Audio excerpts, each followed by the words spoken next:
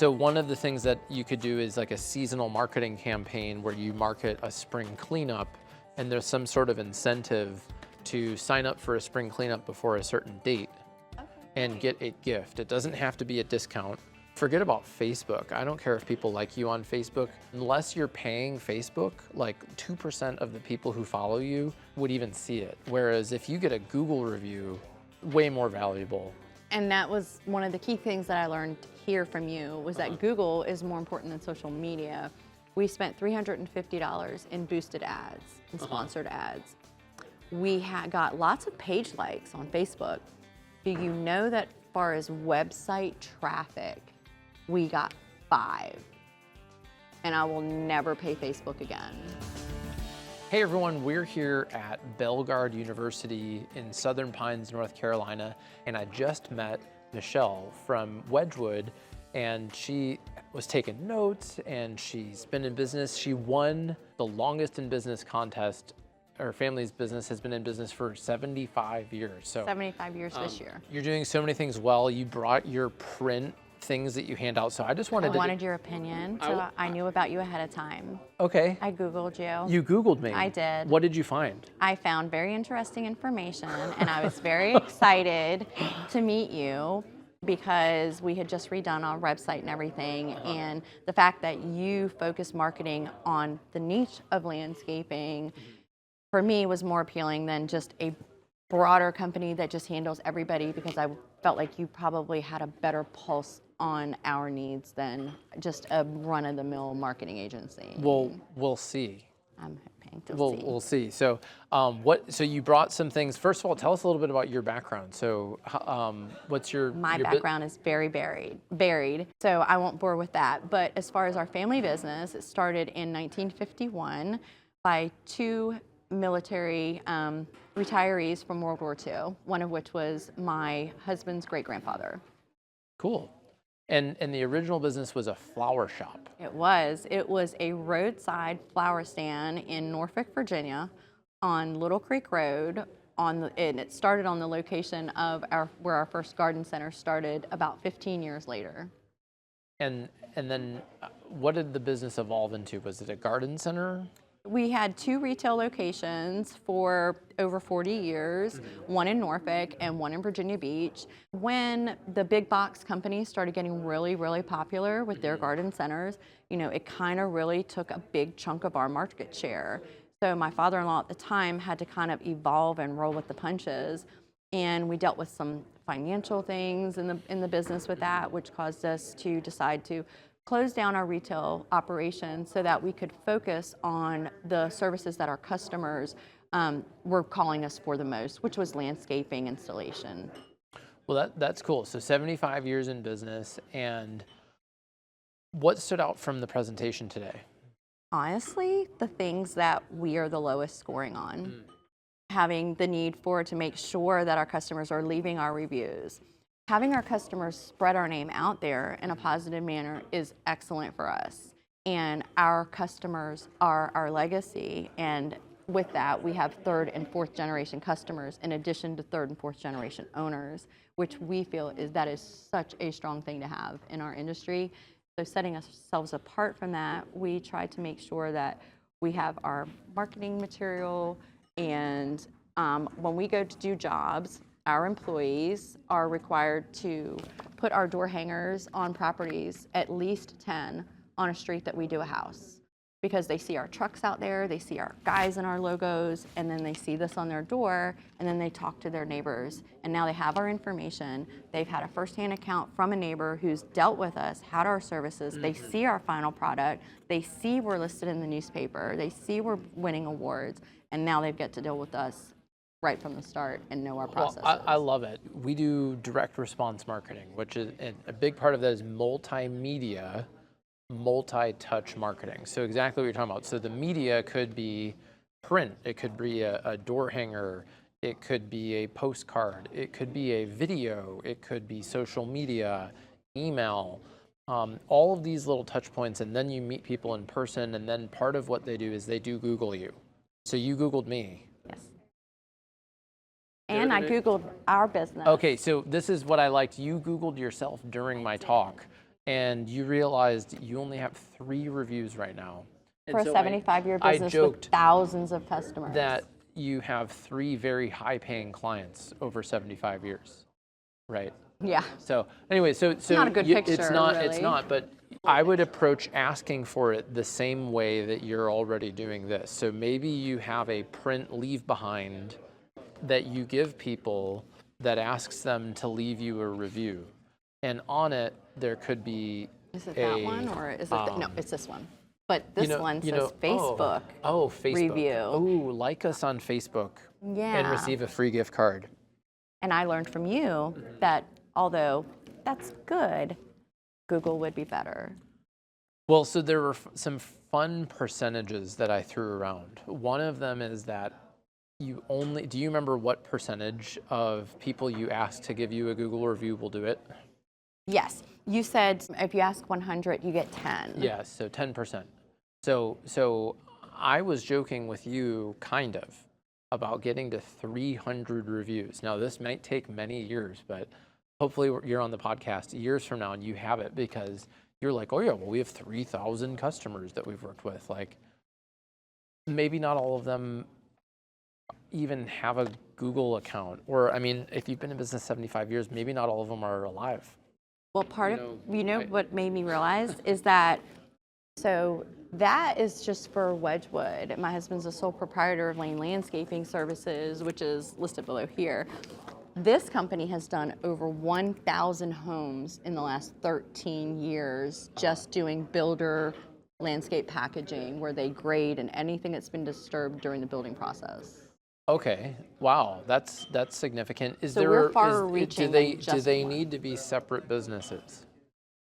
They are, for the sake of my husband started one as a sole proprietor, and he has a partner on our corporation family business because of a family thing. So until that is no longer a partnership, those have to remain separate. Okay, because I shared some examples. I've worked with many nursery or garden center businesses that also do landscaping, and I think there's an opportunity to cross-sell the garden center customers to buy landscaping and the landscape customers to buy garden center. If we still had the garden centers, but you have to remember that we had to transition and close our retail. So now we buy everything from the growers in our area. Oh, okay.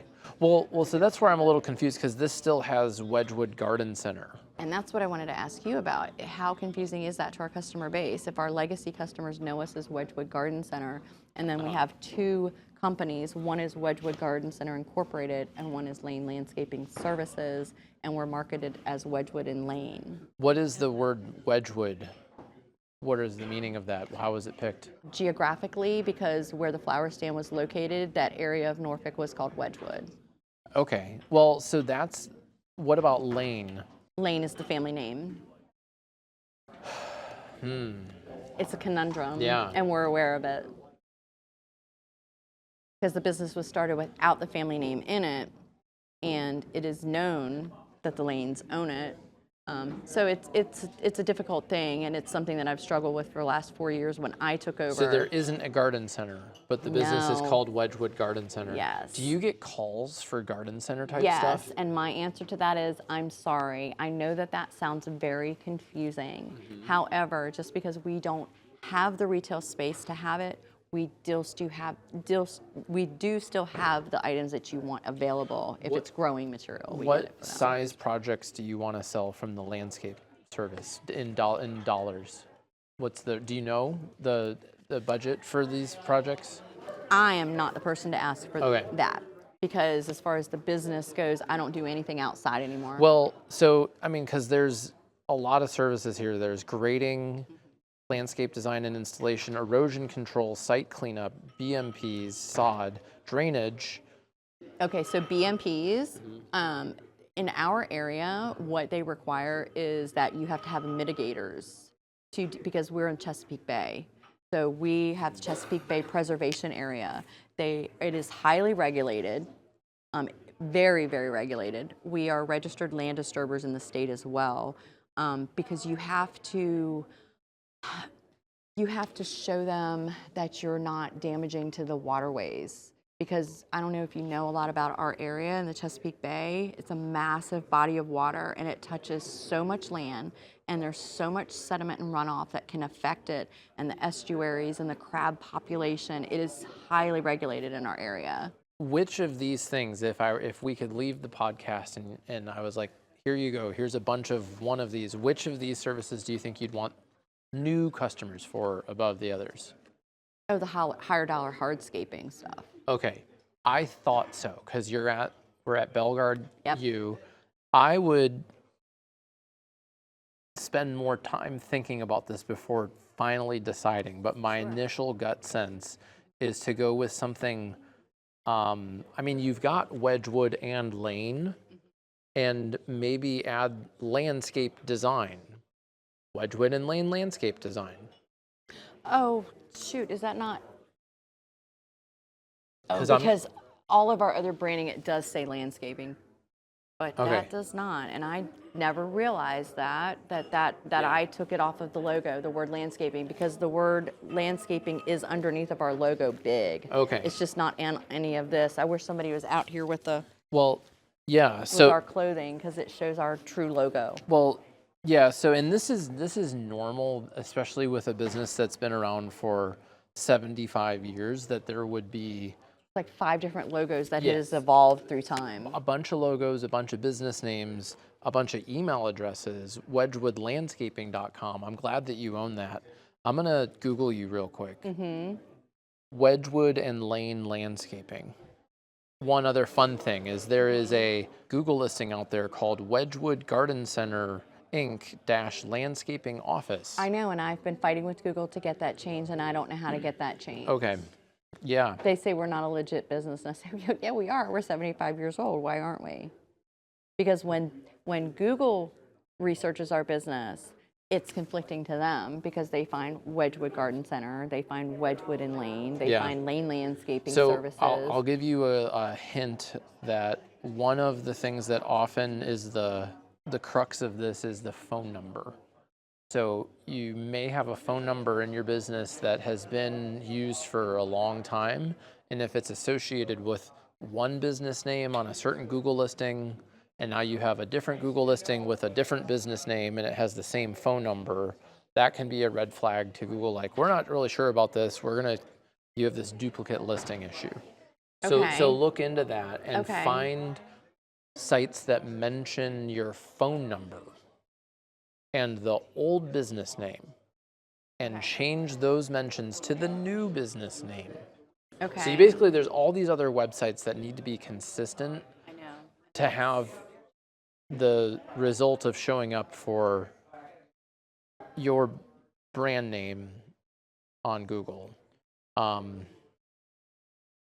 I don't want to get too far down that rabbit hole, but No, I I can see that this is confusing to Yeah. customers and that you would get garden center phone calls. Do you have any petunias? No.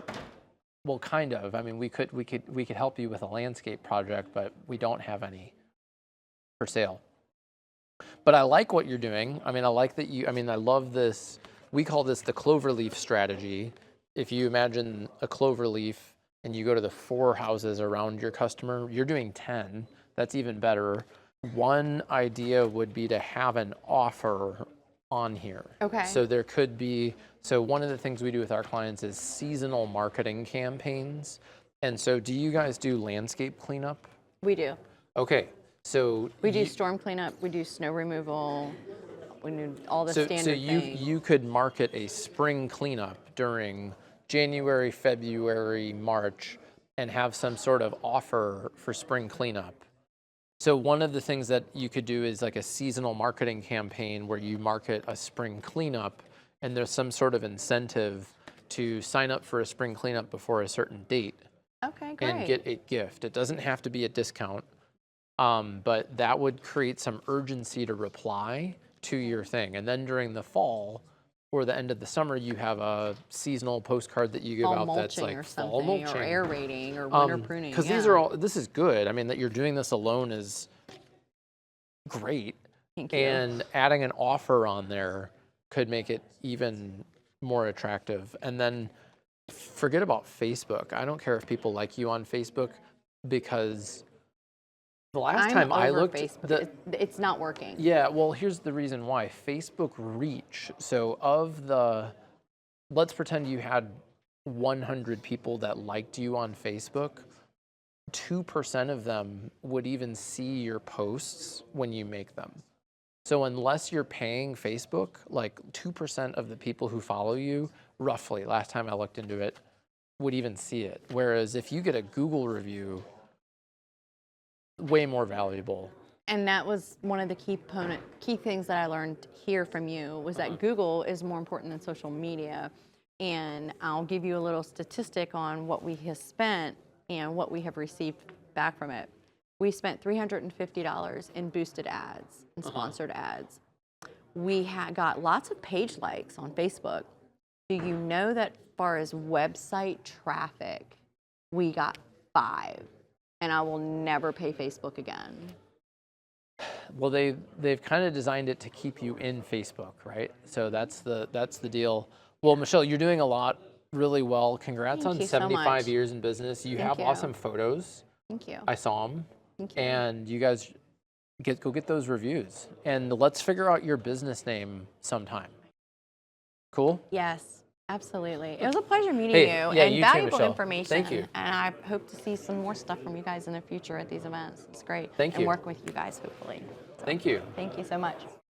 If you enjoyed today's episode, make sure you like this video and subscribe to our YouTube channel, where we post weekly sales, marketing, and leadership inspiration to grow your snow and landscape company. I'm Jack Jostes, and I'll see you in the next video.